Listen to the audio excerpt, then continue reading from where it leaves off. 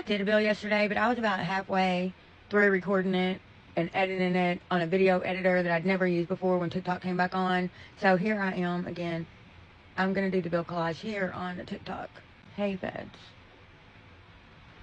So the workplace build, there's several. There's one that would raise Kentucky's minimum wage up to a living wage, and it would be done regionally. It doesn't really break it down very good. The bill is about this long. They're going to need to have a little bit more specifics in there, like what are the regions? Are they Senate districts? Are they counties? Are they House districts? How often are we going to adjust this calculation? Is it once every 5 years we reassess it? Do we do it every budget year? I don't know how it's done. Really, out of the counties that I calculated, I did like 7 or 8. I'll put them right here. But it would at least double the minimum wage. And that's great, but we also, when that doubled, we got to somehow protect prices. Because a wage doubling, when the business that is paying those workers have quadrupled their profits, that wage doubling comes from their profits. We don't charge the consumer more. We're supposed to be taking this from that profit y'all are stealing.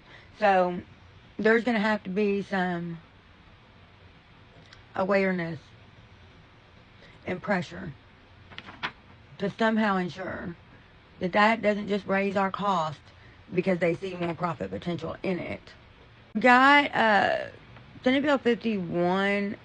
Senator Yates filed it. He's a Democrat, but it's also sponsored by a Republican, and it's regarding worker freedoms related to political and religious discourse. So if your employer is having a meeting about something religious or political that doesn't conform to what you believe, then you don't have to go. They can't make a mandatory meeting where you come listen to Rand Paul. They can't force you to do that. There's a bill that would protect public transportation workers, like truck drivers, ambulance drivers, by increasing the penalty to assault in the third degree if you were to attack them. There's also a bill that would allow fire departments to essentially unionize.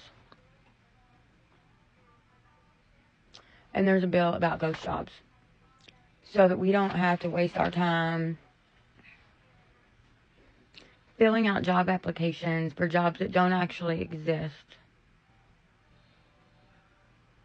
But if they're going to need to add a little bit more verbiage in that, because it could potentially only affect online, and employers can find a workaround. There's incentive for them to have job openings that they can't fill.